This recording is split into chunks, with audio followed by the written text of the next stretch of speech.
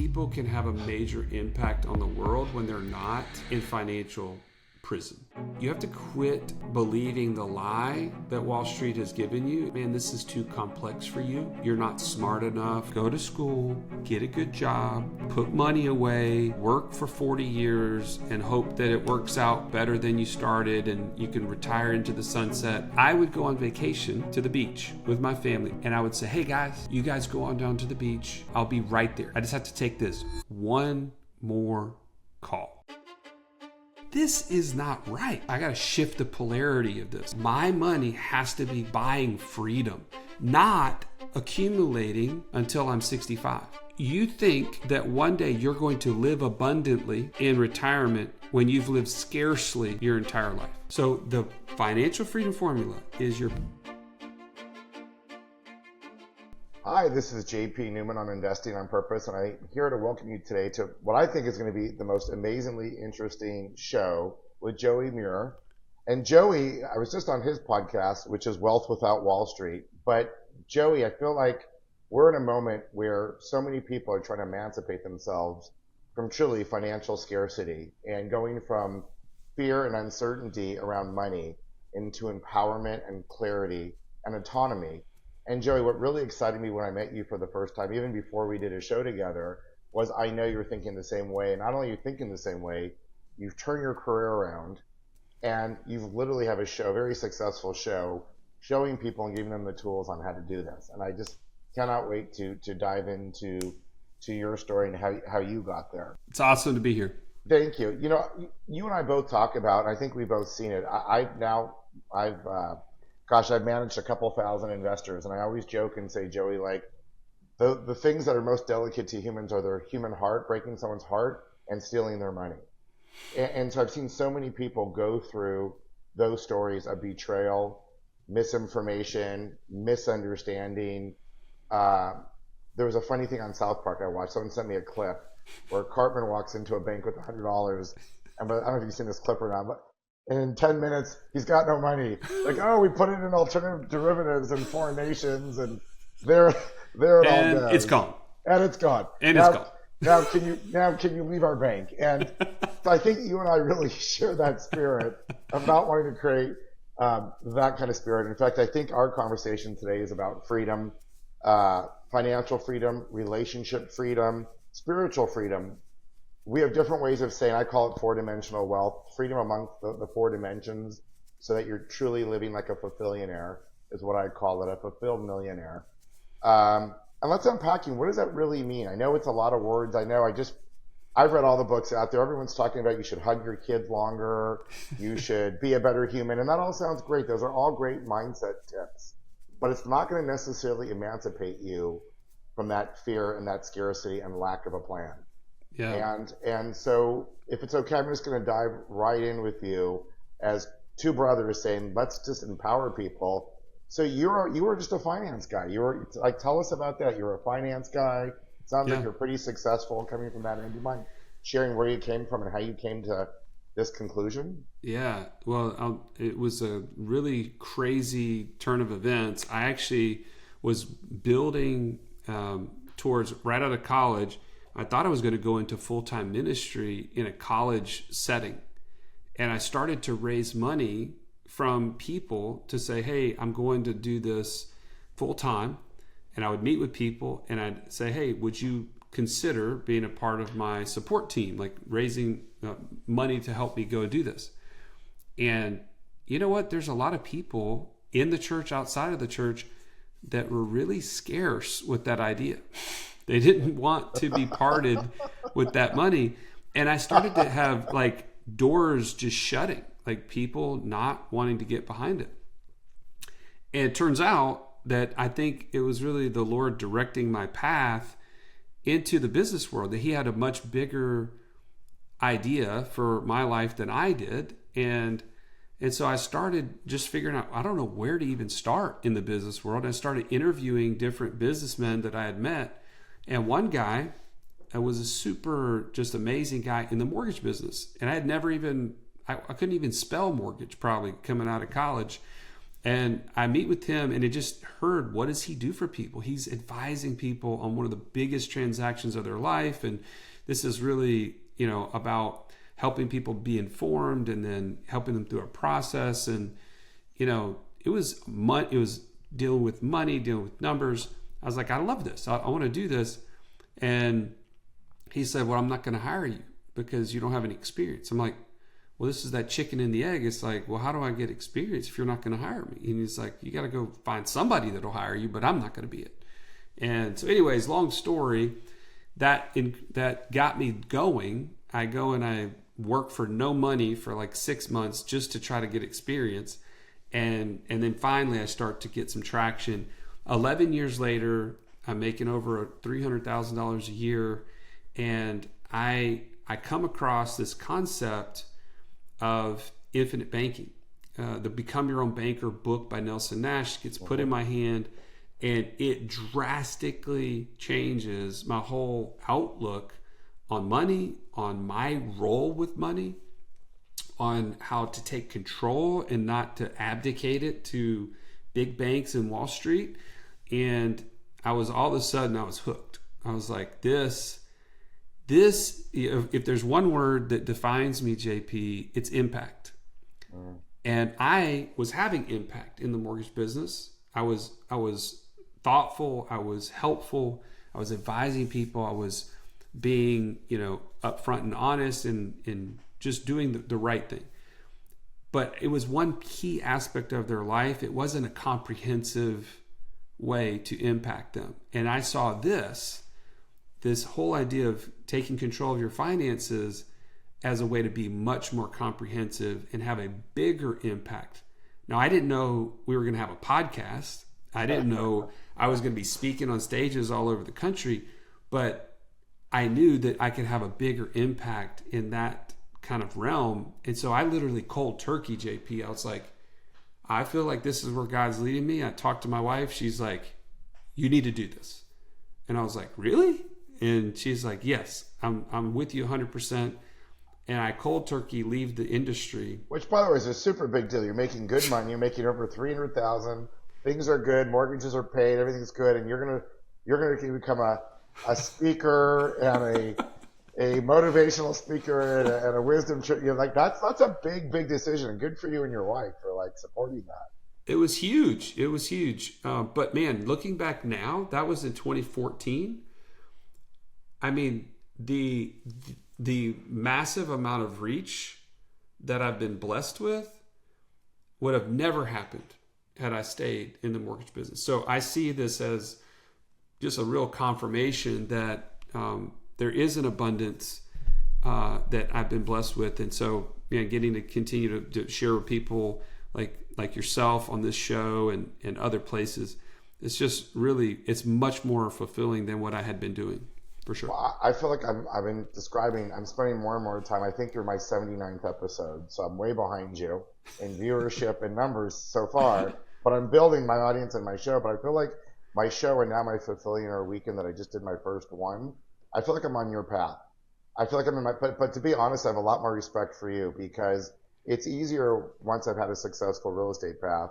I'm not risking, my family's education and my house. Now it's just joy of being in this place where I can really be more of an artist and really very much like you, the energy and the passion of serving others through impact. But I have a lot of respect for you. I mean, you and your family really took a risk, and I just say a lot. I think how many people stay safely in their job, especially once you're making that kind of money? You're now the American dream. All you got to do is just pay that mortgage off every month, play with the kids, send them to school, and you're done. So like I said, it's a lot to break out of that for something that you really believed could serve people. And I mean, obviously you guys have been tremendously successful at it. Can I get you to brag for 1 second and then we'll get back to your story? I forget, but your podcast is already, I mean, you have a really, really nice sized audience. Do you mind talking a little about your podcast and your reach? Because I know you guys have created a movement. Well, the first thing I'll share is the humble beginnings, right?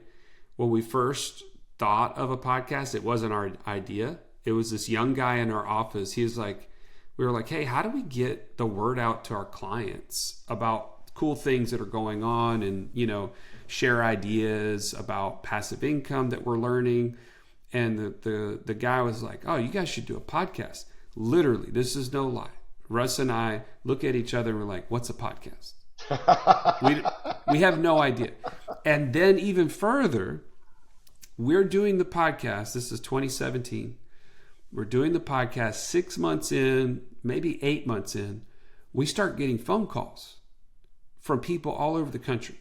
Massachusetts, Maine. We're in Alabama, by the way.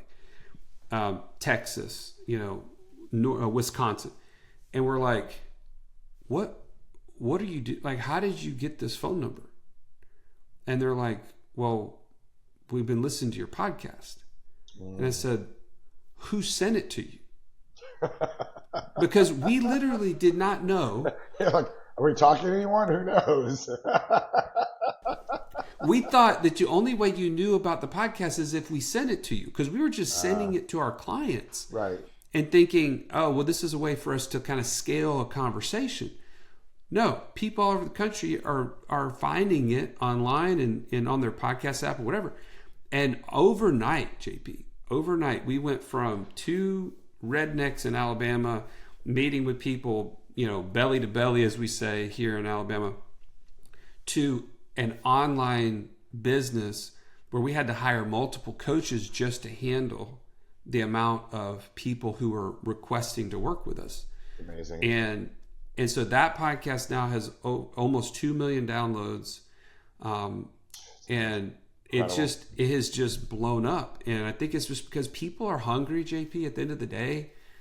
They're hungry for alternatives to a system that has not worked for them. I agree. Wholeheartedly agree with you. Right? I see it all the time. Yeah, they've been doing the things that they were told to do. They've been following the prescription.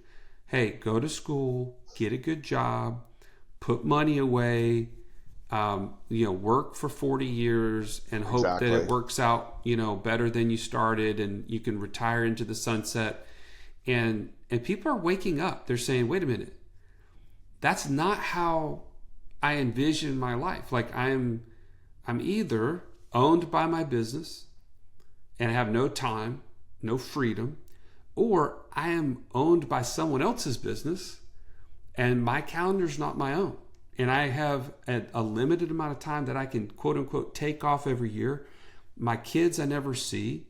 I don't enjoy what I'm doing enough, but I'm now kind of shackled to whatever it is because I can't make enough money somewhere else. So I'm just doing it just to keep, the lights on. And then the other piece of that, which I call one-dimensional wealth rather than four-dimensional wealth, is like just the very idea that's to invest in a diversified portfolio of stocks, and play the indexes, or just keep squirreling away money so that one day you have enough so you don't run out. Like none of that is empowering. None of it's tied to a dream. None of it takes into account like who are you about? What's your God-given talent? And there's no plan that goes beyond one dimensions of money. There's no plan of like how are you using your God-given skills in the 4 dimensions, and it makes me frustrated because I feel like it's just, even if you were to succeed, like to your point, you succeeded, $300,000 a year, 3, 4, that's a success. But ironically, it doesn't emancipate you from anything that you're talking about. Well, and let me share with you a story that made that super clear to me. Okay, why was I willing to leave that $300,000 job? I'll give you 2 quick stories. Number one, I'm in the mortgage business, so my phone is constant, right? Realtors, they call you, they have a client that they need your help with. You don't answer the phone, you're a commodity, they go to the next person, right? So just give some context.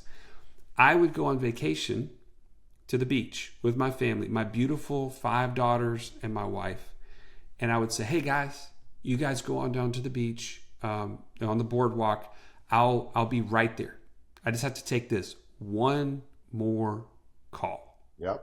And I'm saying it that way because if you're listening to us, you have said this to your family. I'm just telling you, you have.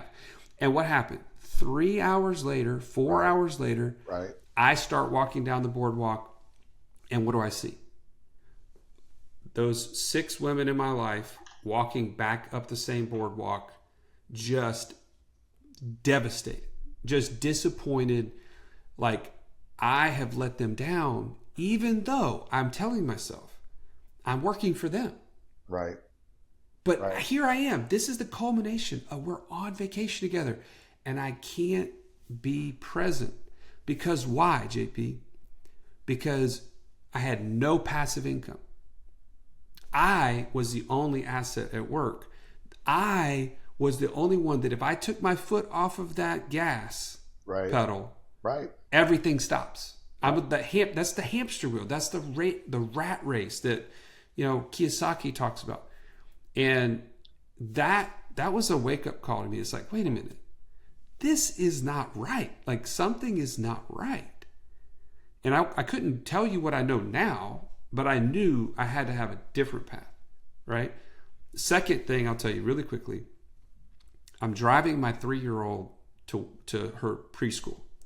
She's bundled up in the back seat. She's got her little harness on, got the big bow that's like really huge on her head, just my wife dressed her up like that. And she's just talking. I mean, I don't know if you have daughters, but I have 2 boys, so they're not quite as much, but they're young kids. I get it. They're just chatting away. There's so many words, JP, so many. And I have 5 daughters, so I mean, the amount of words is just absurd. But I'm driving her to school, and this is the gut punch, okay? She says, "Dad, you gonna pick me up from school today?" And I'm like, she knows better than that. Like, I've never picked her up from school, not only today, but ever. Right. And because I'm always at work. Of course. I say, "No, sweetheart, your mom's going to pick you up." "Well, why are you not going to pick me up?" And so then I'm like, "Well, I have to go to work."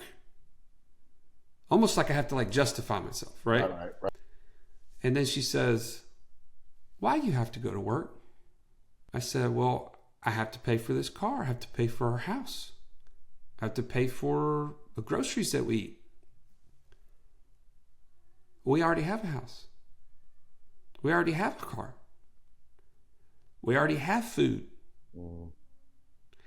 And I don't know about you, JP, but as simple as that conversation is and was, it was just a bang, I could not get that out of my head the rest of the day, because I told my daughter, number one, the only thing she wanted was time with me.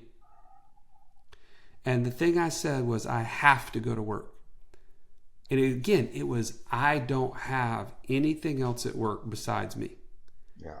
And I gotta shift the polarity of this. I gotta get more, like, my money has to be buying freedom, not accumulating until I'm 65. That doesn't produce freedom. It produces more of the same. It does. And JP, I know you agree with me. That's why I love our conversations.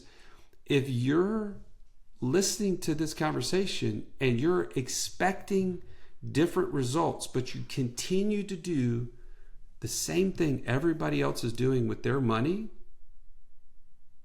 you're going to drive yourself crazy, because it's never going to produce that end result that you're looking for. No. You'll always be insecure. You'll always be chasing a number, and the number will never get you there, because the number is an empty number. It was never even thought about what the number is supposed to represent. Your legacy, your values, the things that actually matter most. So, Joey, I had a lot of fun. I'm using AI these days. And when I say I'm using, I've got a great team around me. Yes. So in our workshop we did 2 weeks ago, we actually did. I have something in my podcast called The Why That Makes You Cry. Like, first of all, how many of us actually know? We kind of know what's important, but like, even as you're talking about your daughter, like those moments, like, how many of us really, really know the core values of like what we're really about, like what we're here to do? And so with this AI prompts, you go into a vivid vision of your life between now and 3 years from now, the ideal life you're living in all the areas that we talked about in the 4 dimensions. Then we ultimately talk about, okay, and this kind of goes back to your conversation. Okay, so So to live this life, what's your house look like? What's your car look like? Like, tell me about your travel with your family. Like, what's important? Describe it. And then the GPT not only describes this life and your mission statement for you, it describes a range of what it's going to cost to live that life. Your burn rate, your Yeah. current burn rate is your safety burn rate. This would be your lifestyle burn rate ultimately, and then ultimately you want to go to your impact. It's like, how much can I give away because I've got so much abundance. But what was amazing to me when I went around the room, we had 22 people come to my first thing, was first of all, people woke up to actually what was important. They actually, for the first time, they got to indulge a little like, oh my God, this is actually what I want. And it's amazing when you prompt right. But then to put a number to it. And what I really realized through the year, Joe, and I don't know if you've had the same experience, that once you give people a vision and they have a number to it, well, now you've actually got a win, right? There's a win. You know what winning's like for you. Not winning on Instagram, not being a Lambo bro, not being some gorgeous goddess who keeps looking and taking selfies. Like your win, how much it's going to cost. And I can tell you almost every time the number is less than you think. 100%. Yeah. What you're saying is you have to have a scorecard. You do. How do you play a game? How do you play the game of money and finance if you don't even know the rules of the game? Exactly. And you have to have the right scorecard because Wall Street has given us a scorecard. Mm-hmm. It's their scorecard, by the way. It's if you could accumulate $6 million or $10 million or $3 million, whatever the number is, then if all the variables that we don't have any control over and don't have any clue as to if they'll be true or not, right, all come into agreement, then you might be able to possibly live off of XYZ dollars. Like, right. it's the dumbest It's the thing dumbest you've thing. ever heard. Yeah. And by the way, you probably don't have your health by then. So all the dreams that you have about one day traveling are no longer there anyway. Correct. So what, and here's the other thing, because, and I hate to beat up on all this, but I think it's very challenging to think about. You think that one day you're going to live abundantly in retirement when you've lived scarcely your entire life. Thank you. That's a beautiful. I mean, I didn't even really thought about that. Why would you're right? Why you live abundantly? Exactly. You're not. You've trained yourself to be scarce. Go ahead. Like, have you ever done something for 40 years and then all of a sudden done the opposite? Right. And it's funny when they show you in these financial things what winning looks like, whether it's the drug ads. What are you doing? You're dancing in a senior home. I had a guy on a podcast. He calls it, you have your go-go years, your slow-go years, and your no-go years, right? So now, hey, I'm going to celebrate my no-go or my slow-go years by taking a cruise. Yay, yay. Like, nothing about impact or the joy of like these things. You're just getting by. Yay, I won. And it really kind of upsets me. I'll tell you a quick story. I love that we're being a little unstructured here. It's super fun. So I was helping someone recently. I do a lot of mentorship, probably like you. People call me, and this person couldn't sleep at night. Once again, she had more money than she thought. She just didn't know it. And a lot of it was in cash. She had over $1 million of cash and was living in panic attacks, not sleeping, the whole thing. So I said to her, do me a favor. First I said, what's your burn rate? Number one, what's your burn rate? She didn't even know her burn rate. Like, come back to me. Never know. What are you spending? Number two, you've given me all these statements of what you think your personal financial statement is. Come back to me once you know what each one of these retirement accounts is earning. And for her to get that information, Joey, you know how hard it is. You go to like these big advisories, all of them, they're all the worst. And they didn't want to tell her, oh, do you mean for the month? Do you mean year to date? No, I've been with you for 10 years. I've got $1 million with you. Like, my life savings is with you. How have I been doing? Well, that's a harder calculation. Let me get back to you. We can't tell you. Now, in my business as a syndicator, if I said to you, Joey, once you put $500,000 with me in my real estate, and I can't tell you what you've earned with me, I think you'd fire me pretty quickly, right? But in a hurry, yes. Somehow the financial services business is like, and finally when they got honest with her, you know what the answer was? 0.075. Oh. So here you got a woman she has a burn rate of about $150,000 a year. That's a lot of money. It's earning 0.075 on her life, on her nest egg that she earned. Or if it was just earning 6 or 7%, so I said, you realize like 70% of your life could be covered by just investing right. And so right now we're investing her right. We're we're getting her in the right direction. But that makes me so mad. A, that the investments are that poor, that someone's taking her money and, they're leveraging and they're putting it in 7, 8, 9, 10, 11% yields.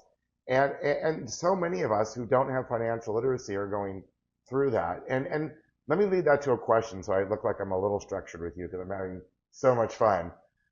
So how did this turn into a movement? This obviously you're like, I'm going to come up with more products. Obviously the Bank of Me product is infinite banking is very powerful. I do infinite banking personally for 10 years now. But how did it go from I'm just going to start doing products and serving people with products that are more empowerment to I'm going to create a movement called Wealth Without Wall Street and turn it in like what happened? Man, I wish that I could take credit for like some diabolical, amazing, plan.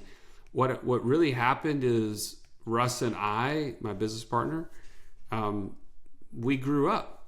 We were solving problems for ourselves, and as we solved problems, we found there were other people with the same problems, and it started with that concept, the infinite banking concept, just putting money into our control, right? So instead of, and this is a real story, I'm at the bank working in the mortgage business. I've got tons of money being put away into 401ks, IRAs, things of this nature, and deals are coming across my desk that are really good opportunities for real estate, like lending against real estate or private loans or what have you, and they're like, "Hey, Joey, I got this opportunity. Do you want to possibly be a part of this?" And you know what I did?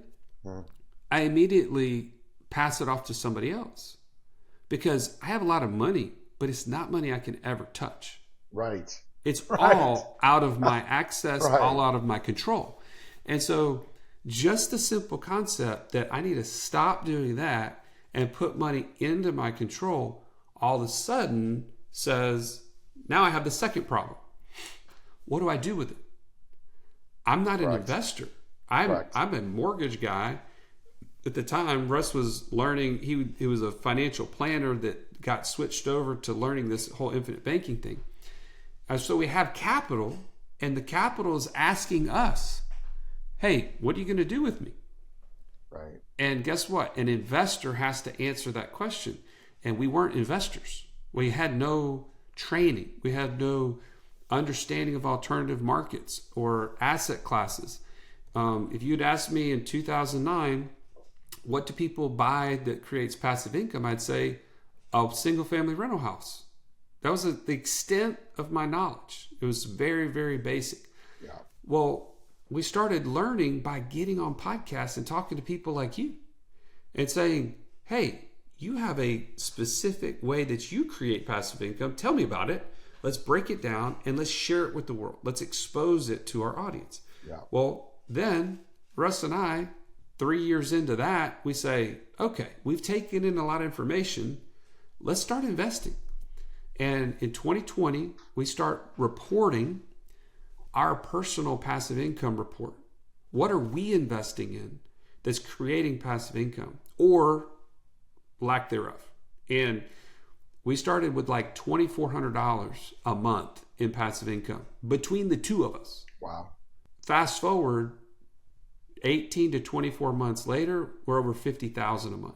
Unbelievable. Because we had done the 3 years prior of all this investigative education, networking. Like, you have to do work to be an investor. You do. Right? People say, well, what's passive investing? Passive investing passive? Is that really easy? Heck no, it's not easy. But pick your hard. Take the time to become an investor by learning, by educating yourself, by networking, by getting mentors, all these things are important to become an investor. It takes time. It's hard. But your alternative is to send money to somebody without knowing what you're doing. And guess what? The Bible says a fool and his money are easily parted. That's what happens. You're a fool. And you don't become a fool. It's a default to become a fool. to be an investor takes time and energy. So, and in fairness, they don't. I always say I have a lot of compassion because our institutions don't teach this. Our schools don't. Schools don't teach it. Rich Dad Poor Dad really resonates because financial literacy. If you don't have a rich dad or a financial literate parent, how are you going to learn these things? Corporations don't want to teach you. Schools not going to teach you. So there's a language there. And if you don't learn the language, the way I kind of frame it, Joey, is like finance is truly a game. The tax code is a game. Estate planning is a game. Investments are a game. It's all a game, and they have rules. And for those of you who don't think you're playing or you don't know the rules, you're still playing the game. You're just losing it. I mean, you're just losing it, but you're playing anyways. Everybody's playing by default. If you're playing, if you're living, you're playing it. So why would you play a game that you're losing because you don't know the rules? I know it's a lot to learn the rules, but if you learn the rules of the game, you can turn 2,000 into 50,000 in 18 months because you've done the work. And exactly. So I'm so resonating with what you're saying. Yeah, it's just, that's such a great picture you just gave me. I'm just thinking, how dumb would you be if you walked up on a group of people and they were sitting around a game board and everybody's just wondering well, I don't know who's winning. Are you winning? Or I don't really know. And the instructions are sitting in the box. We can all sit here and complain that this game is so hard. So we can all commiserate, which most people do, about how hard the game is. But you never read the rules. The board's there. The rules are there. There's books. There's podcasts like this. We don't charge for these podcasts. There's people, if you want to know. And I'll tell you what was really fun. I'd say the most satisfying thing in my first Fulfillionaire workshop was I saw the light bulbs go off left and right. People having tears. Not only the breakthrough of mindset is everything. I know I can tell you're a framework mindset guy too, but then attaching a plan to it that could actually take them. So you're not just telling them about the promised land. You're actually showing them how to get to the promised land. And I know you're really big into that as well. Yeah, it is a process, JP. It is. Now, part of it is you have to unlock the way that you think. Like you said, the mindset is you have to quit believing the lie that Wall Street has given you is one, man, this is too complex for you. This is too hard. You're not smart enough. I actually have all these, financial degrees or, different things behind my name that make me a better investor of your money, and I can manage your money better than you. Right. But that's a lie. There's nothing else in your life that you abdicate to somebody else just because it's hard. Right? I don't know about you, JP, but I didn't grow up or know from birth how to go and take care of my body and work out in a way that is going to give me health. But does that mean that I just say, you know what? This is hard. I'm just going to let somebody else do that for me. Right. And just you literally can't do that. You have to take ownership and steward your body, your children. Your first baby comes, you're holding the baby and you have these bittersweet emotions. I'm ecstatic. I'm overwhelmed with this joy and love, and I'm immediately scared to death. I have no idea what to do. I have no idea how to be a dad. But does that mean I'm just hey, you know what? Let me hand this baby over to somebody else, and hey, could you guys just raise this kid for me? Because being a dad, I just don't think I can do. I don't know if I have enough knowledge. Heck no, you're going to go and you're going to buckle down. You're going to figure it out. You're going to go to mentors. You're going to, spend time researching and finding out what do you do to be a good parent. Yeah. Your money is no different. It's all a resource that you've been blessed with. We have to steward it in a way that is proactive, not reactive. And are you going to make mistakes along the way? Yes, you will. But we've been also challenged from our education system that 100 is the best answer and you can't make anything less than 100. Guess what? There's nobody I know who is drastically successful in life and business who cannot share with you a multitude of arrows in the back that they learned along the way, but they used it as part of the education process. Absolutely. Right? Yeah, so absolutely. Anyway, I'm going on my soapbox here.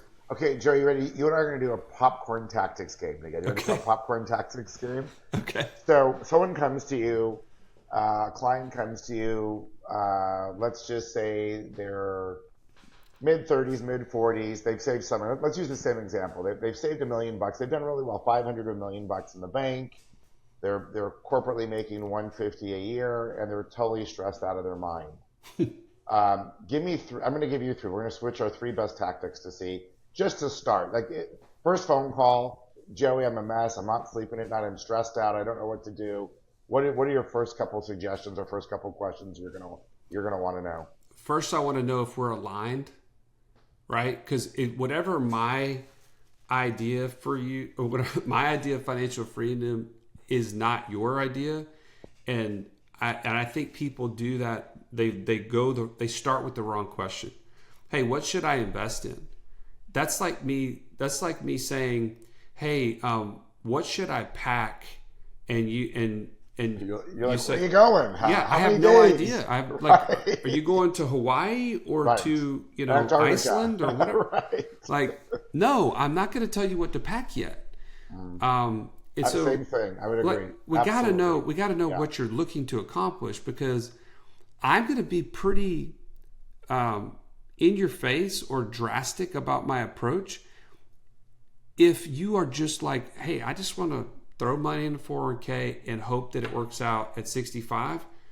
I am not your guy, because I'm going to challenge you to say you have the opportunity to have freedom today, and you want to buy back your time today. You want to make it about cash flow today, not a hope strategy for when you're 65.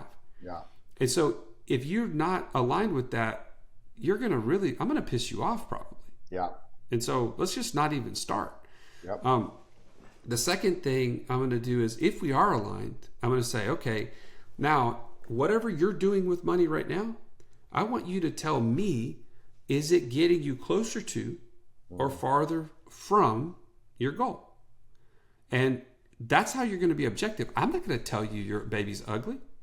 You're going to tell me your baby's ugly, right? I want to be financially free in the next 5 years. I'm 35 and I make $200,000 a year, and I've got $1 million in the bank. I'm going to say, what are you doing with money? And the first thing you're saying, well, I max out my 401k. I've been funding 529 plans for my kids, right? And I put money in an IRA for anything else that I do, right? I'm going to say, okay, so when you put money in a 529 plan, or let's just start with the 401k, does it produce a passive income for you today? Correct. No. I know exactly. No, it doesn't. Yeah. Okay. Does it reduce your monthly expense? No. So the financial freedom formula is your passive income exceeds your monthly expenses. When I put $1 into 401k, it does neither one of those two things. So my question, follow-up, is that getting you closer to or further from financial freedom? The answer is further from. Right. And I guess what I didn't ask, what's your internal rate of return? What's your match from your employer? None of those things matter. They're all smoke screens.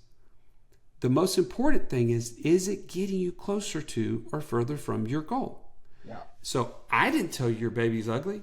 You told me your baby's ugly. Quit putting money into qualified plans that are getting excess of dollars out of your pocket into somebody else's. And they were invented by Wall Street. 100%. They weren't invented by some great genius. They were invented as Wall Street as a way to bring more business through the door. Yeah.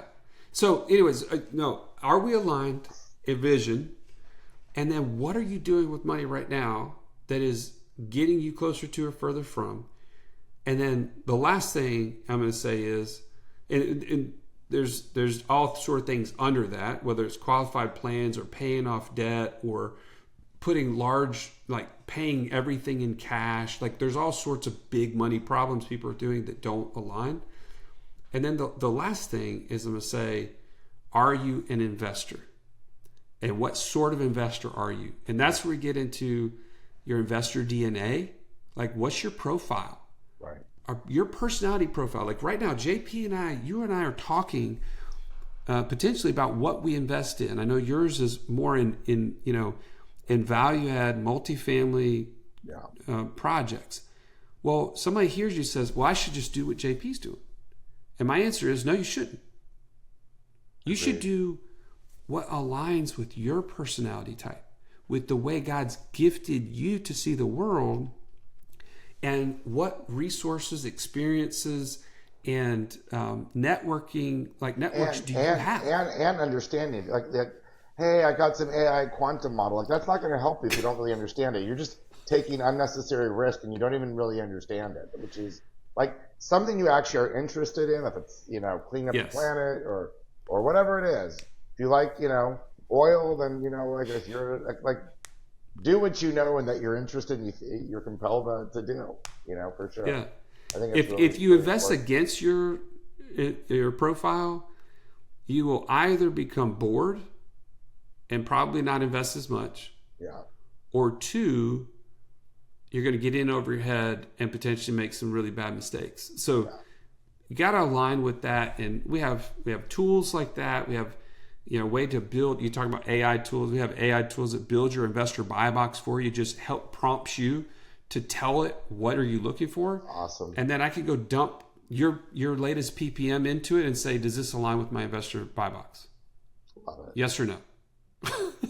So anyway, and by the way, that is where the future is going. It's like it is just so exciting. So let me ask you. So in your process, so you've got someone who's kind of woken up now. They realize they want to be an investor. They want to learn the literacy, and they're giving you an idea of what they really want from their life.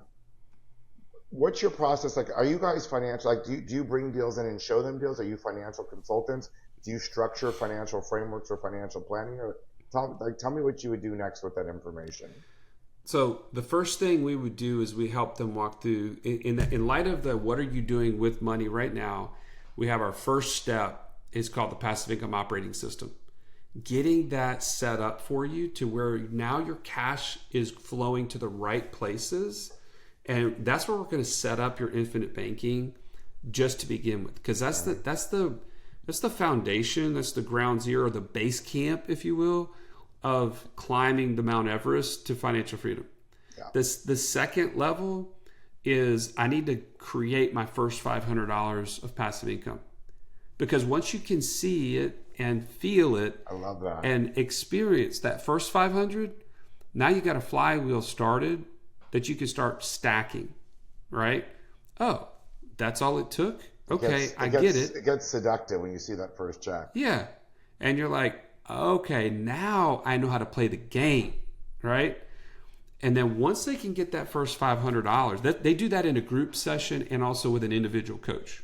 Okay, so that's a 12-week program. If you don't have $500 in 12 weeks, we keep working with you until you do. It's on you. You're the investor, but we're going to be there alongside you until you get there. And then the third step is, man, I've now got the flywheel started.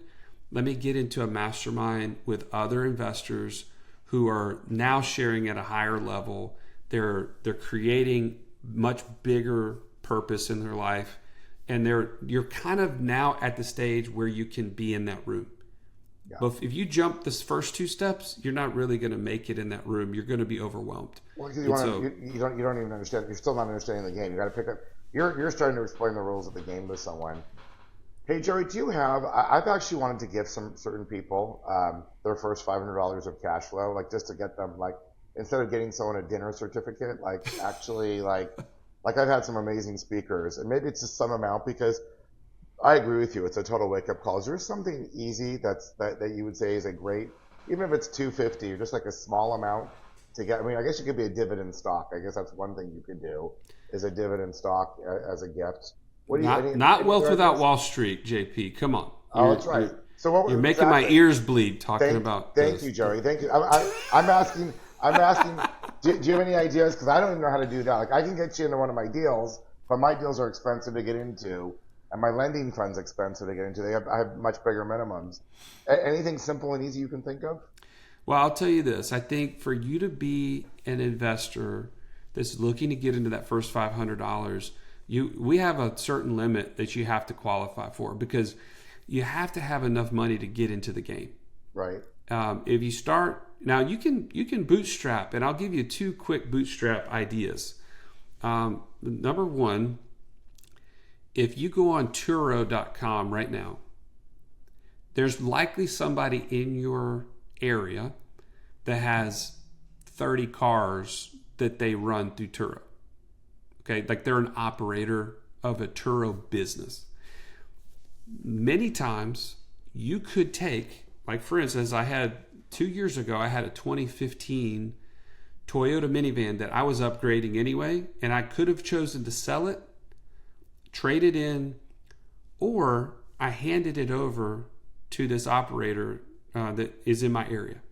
He had like 30 something cars at the time. And he charged me like a flat fee per month, but he did everything from dealing with the people who are renting it, cleaning it, maintaining the oil, the tires, all the things, right? That particular vehicle created over $600 a month net. Wow. With no money out of my pocket. Wow. It was just the van that I had, right? Now, there's parameters. Turo, you have to have 12 years old or younger car, less than 130,000 miles. Like there's all the things, right? So you can't just do this with anything, but it's relatively inexpensive, even if you don't have a car like that. I just recently bought 2 like 2017, 2016 Nissan Sentras for like $8,500, and both of them will net me somewhere between $500 and $600 a month each. Brilliant. With them running the day to day every single day. Absolutely brilliant. So, I mean, that's just a simple thing. The second thing I'll share is, I bought a content website. It's a blog that people go on, and they have affiliate links within the blog. It's all about healthy living, and there's like a supplement that they highly endorse and everything. And I bought it for $16,000. It's just this content website.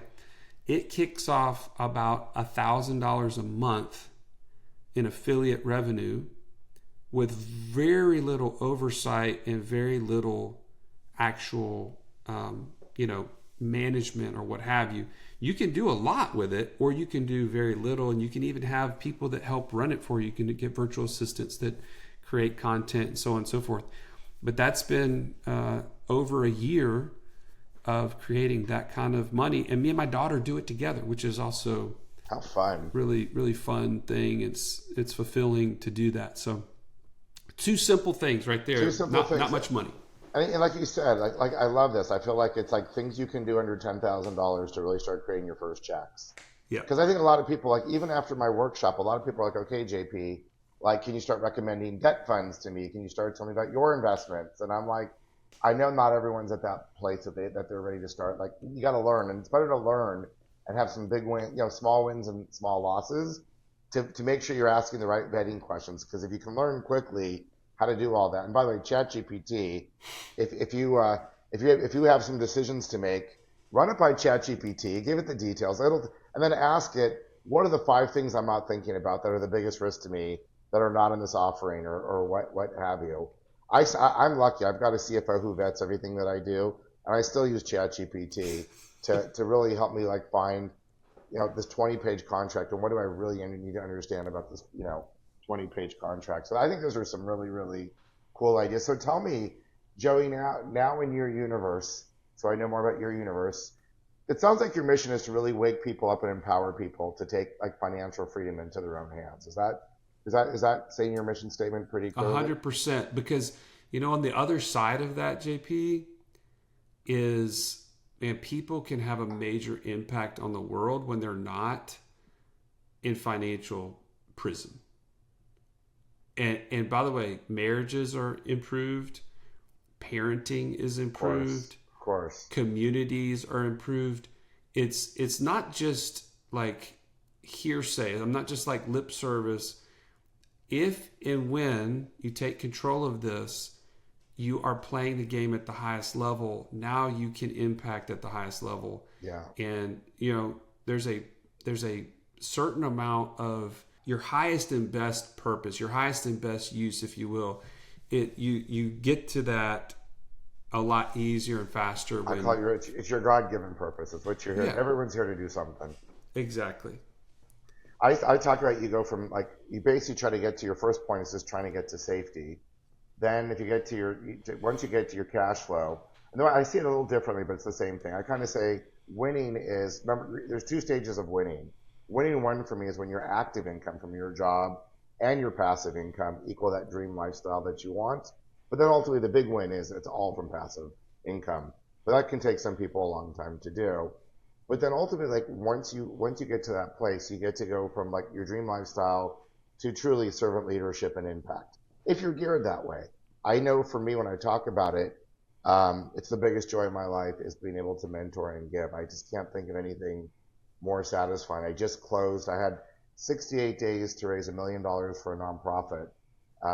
It's a new center here in Austin that's going to help young professionals meet and kind of it's a values-based, it's a faith-based thing, but really it looks like a social club. It's super hip in downtown Austin. And everyone told me I couldn't raise $1 million in 68 days. And I hate asking people for money, especially when there's no return in it for them.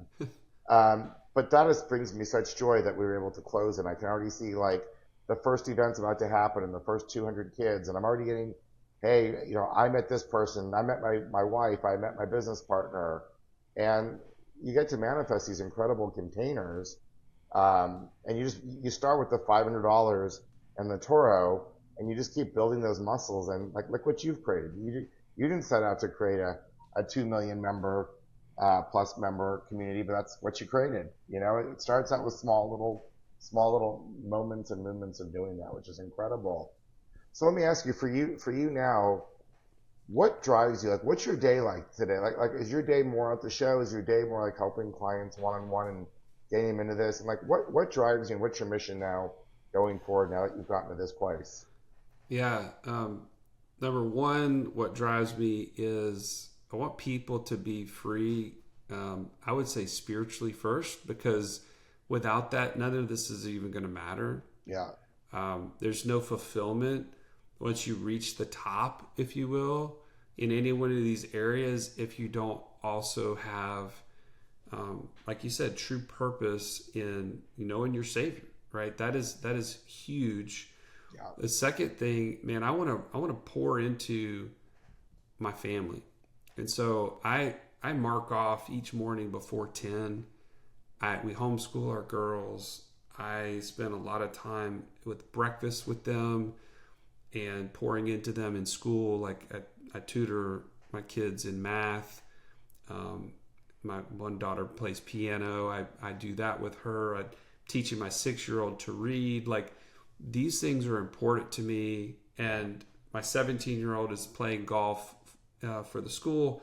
I'm at every one of her tournaments, because it doesn't matter. Like, all this other stuff is great, but if I miss them in the process, Yeah. that's just, I can't pay for that regret. That's just not going to be something I'm going to, the bill is too high, if you will.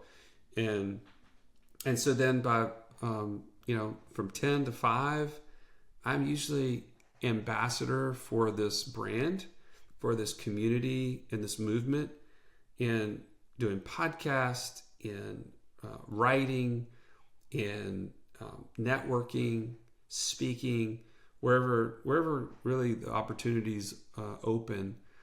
And finding the right talent. I think you and I talked ahead of time that you have to have an amazing team, and so I think that's one of our gifts too, is just bringing the right people into the right seats, and so just creating an organization that the culture continues on, where we don't meet with clients day to day in any way, shape, or form. We just are constantly bringing people to the most talented people, and so that's what my days look like. And most Fridays I just take off, but Monday through Thursday usually look like that. I had a moment yesterday. My youngest is 17, and he's going off to college. He got into the University of Texas, which we're super excited, Longhorns. And my wife and I were sitting outside last night. He was gone. There's a senior party every night. He's just living his best life. And we've been having these conversations about us, and they're really fun conversations. It's like, we've done this child raising thing, and I'll never regret it. I've been very present for my kids. A lot of what you said, I feel like I've done. But now it's like, God, what could marriage mean? Like, what could marriage, like if we were to double down on our marriage and our devotion and our love for each other, like, what could that be like? And you almost take it from the same curiosity that you have for your kids. And it gets really juicy. Like, we were just talking about we're just like literally making things up. But like really like saying to each other, why don't we just commit?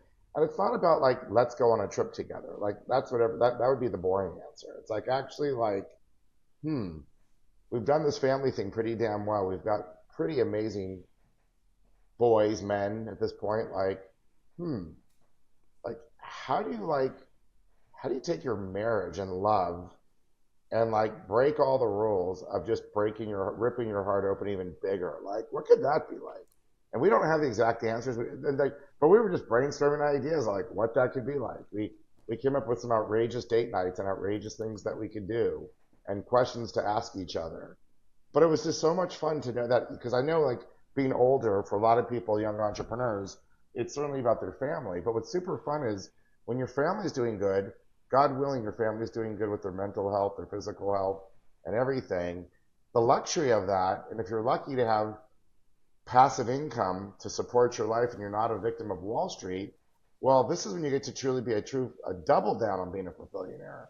And it's like, wow, I get to like double down on my marriage, and like the love in my heart from that is like, I've never been able to experience that much love. Like it just goes on and on, the creativity and the questions that you can keep asking yourself. It's like you become the master of empowerment of the creations. Turns out I can get a $4 million nonprofit center done in 68 days, and I get the mayor of Austin to speak about it. Like, just make that happen, like out of thin air, when everyone told me I couldn't do it. And it's not about me. And I think you know that. Like, I'm just the humble servant here. It's just really fun when you have freedom. And I know you talk about freedom so much. Like, this is what freedom feels like. It's an emotion. It's not a thing. It's not a Porsche, although Porsches are great. But it's not the Porsche. It's like this feeling of like, even just being like right now in our conversation, like two men, brother to brother, just sharing like truth. Like, I just can't think of anything more satisfying. Like, I'd rather be talking to you now than being on a 150-foot boat on the Amalfi Coast, which I like to do as well. But everything has its place in time. But I'd rather be spending most of my time. And it sounds like you and I share this, like, how do we uplift people out of these states so that we can share? Because it's like, once you know the game, you've got the rules. You're like, oh, I want you to know the game. I want you to know the rules. Like, This is so much fun. And I'm watching some of the people that I'm mentoring really rising in their finances and their happiness and their joy in their relationships, like everywhere. It's like to your point, it's shining through. And the fact that we get to be a conduit to that, I'm pretty sure when I look back on my life, I won't regret this time, whether it's the podcast, this conversation with you. Hopefully you and I, this conversation will spark a little inquiry and, someone here in the audience as well. So I think, I know we share that in common, for sure. Yeah. Now, the only thing I would disagree on in that, JP, is I actually would prefer that we were both on the boat on the Amalfi Coast having this conversation. Like, that's how we do this next level, okay? Let's do it next level. Maybe we have our next class of 20 people that we're leveling on up at the same time. So then it's good food, ocean, and spiritual upliftment. I love it. Joey, let's think about that. I like that. I like that a lot. I actually just did it in my 3-year plan of what actually excites me materially. I actually had that boat in my vision board because I've done it once, and it's pretty outrageous to live that life of a rock star for 6 days, and then you rent the boat. You don't buy it, of course. You rent that experience. But it was just like I'd like to do that. If in my wealthiest vision, that was definitely once a year. taking my family and friends on a trip like that was high up there on a boat. It doesn't have to be 150 feet, but like a boat like that was pretty cool. No doubt. Yeah.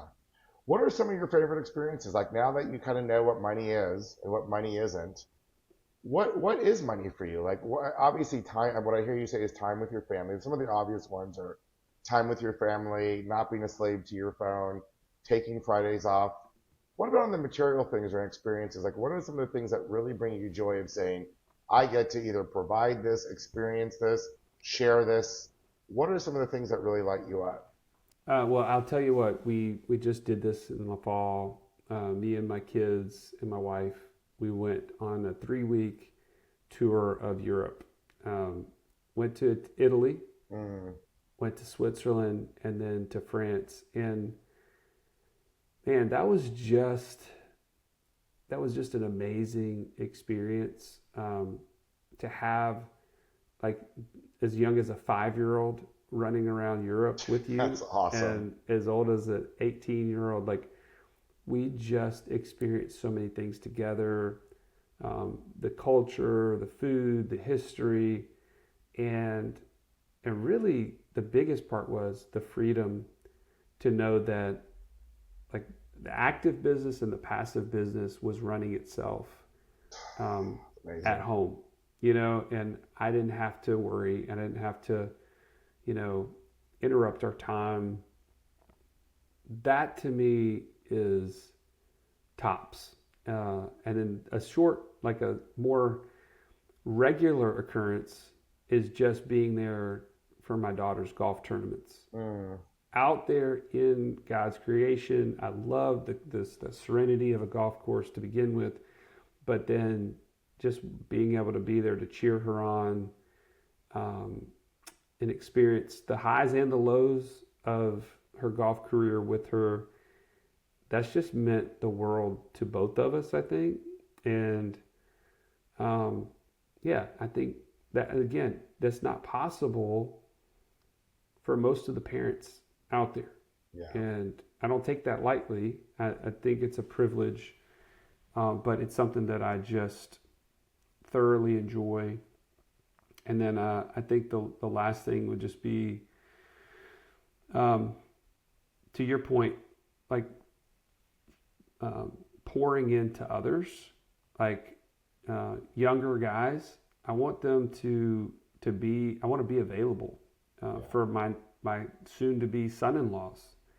I want to be there to be a mentor to them if they'll have me. I'm not going to force myself, but I definitely want to be a present mentor that can say, "Hey, been through that, done a lot of these things wrong. Here's what I figured out is right, and let me help you compress time." You know, um, Definitely. maybe start businesses with them, like, whatever it takes. But that to me is super important. I agree with you. Okay, Joyce, my last creative question, and then I'm gonna throw out some open stuff. So, on the last thing, I just got back from the TED conference in Vancouver last week, and it's the main TED stage. Everyone you can think of, Sam Altman from ChatGPT, like all the great thinkers out there on everything AI, arts, design. That's what TED is: technology, entertainment, design. And it's a very interesting, exciting, a little scary world coming up here, like in the next 5 years. But I love when they say, like, really, AI is like, it's the biggest thing humanity's ever done. Like it's either going to be the greatest thing or it's going to be our demise. But this is the most powerful thing we've ever done. I was having a conversation with my 17-year-old this week. We like to play pickleball and we surf together. That's my version of golfing. And he's like, Dad, we were talking about how silly college is, the whole thing of just how antiquated.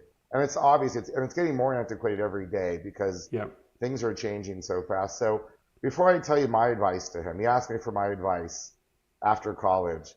If someone was out there, whether it was your kid or someone who's, let's say, 21, 25, 27, and they're kind of just starting out, and you know that everything's going to be disrupted, you know that middle management's going to get disrupted, what would you recommend a path for someone to study, think about, framework of how they're going to succeed in this new economy, whether it's exactly what to do, skill set, mindset, direction, just like what are your thoughts about that? Wow, that's a big question. It's a big question. I know. I But know. I'll try to keep it like simple. In my brain, you have to be an AI expert. Hmm. If you're college age and beyond, even less than that, like I'm telling my 17-year-old who's going to be a senior next year, you like we homeschool, and I said the only thing I want you to do next year is study AI. Mm. Like, I mean, true or false, JP? Right now, as a business owner, someone comes to you and says, "Hey, I'm an AI expert, and I can come in and I can create, simplicity to your business. I can reduce inefficiencies in your business, and I can make you 10x whatever you pay me." How much would you pay? Like, there's an open checkbook, right? Like, whatever that person wants, they're worth their weight in gold. You're worth it. I have someone on my staff right now who I pay as a consultant every month, and they're worth their weight in gold.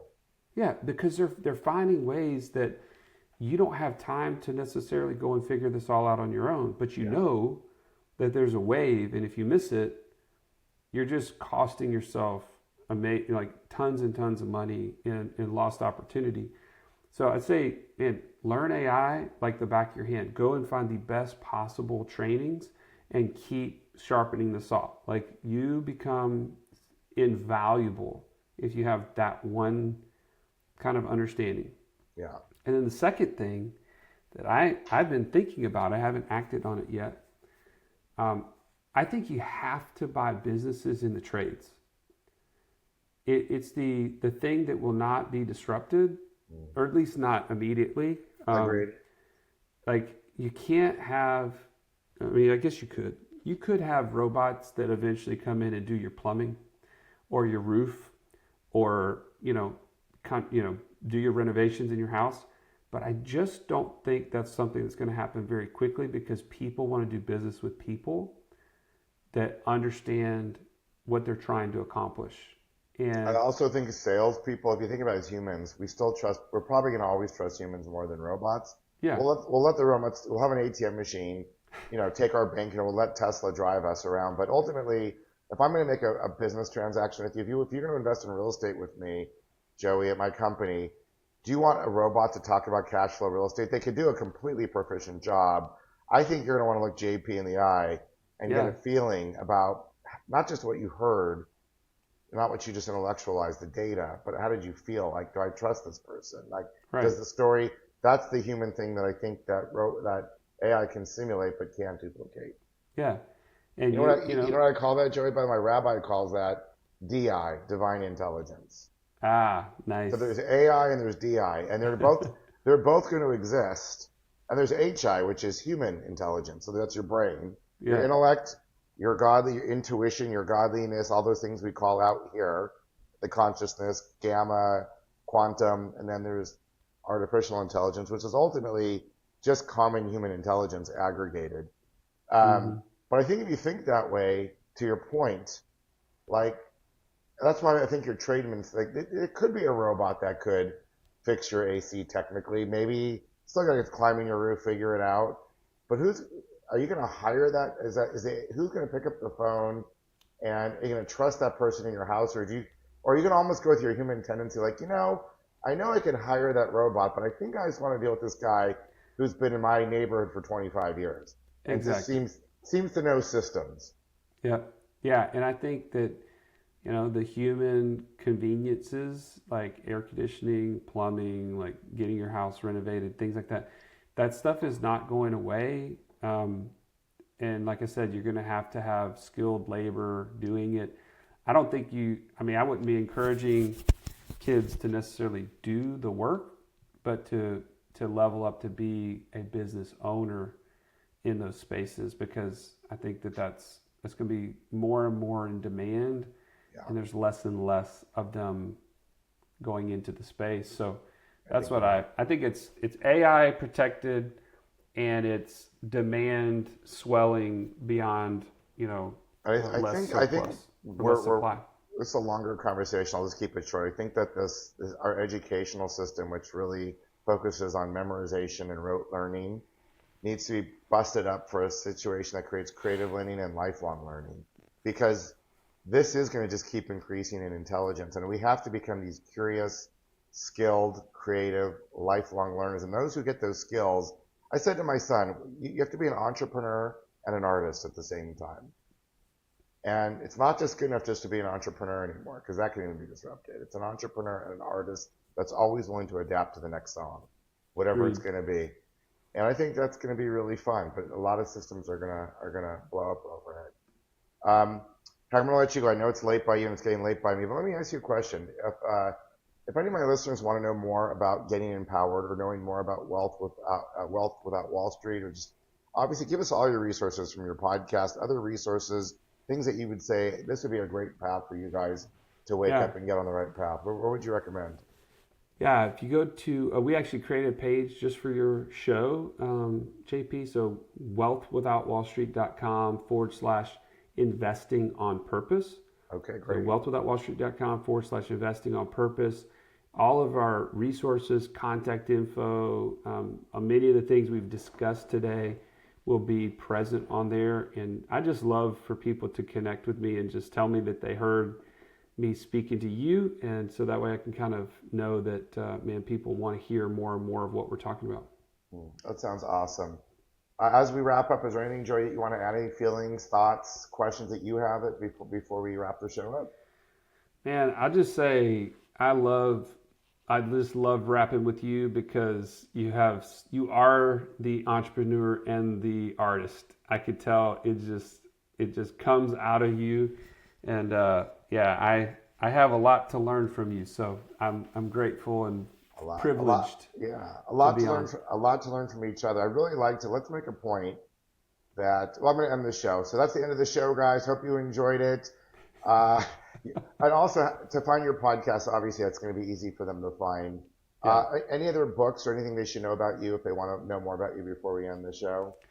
Go on Amazon, and we have the Wealth Without Wall Street book, 3 Steps to Freedom Through Passive Income. So love to share that with you as well. Hey, thank you so much, guys, for listening, and we'll see you on the next episode. Thank you. Hey, hope you enjoyed the episode. Love to hear from you. You can reach me on all the major platforms with Investing on Purpose. And if you want to reach out to me personally, reach out to me at JP Newman on my LinkedIn. Would love to hear from you. You guys have been giving me some amazing feedback. I'm watching the audience grow, and I'm really grateful to you, and hope these episodes can continue helping you on your wealth journey to becoming a true fulfillionaire. Enjoy.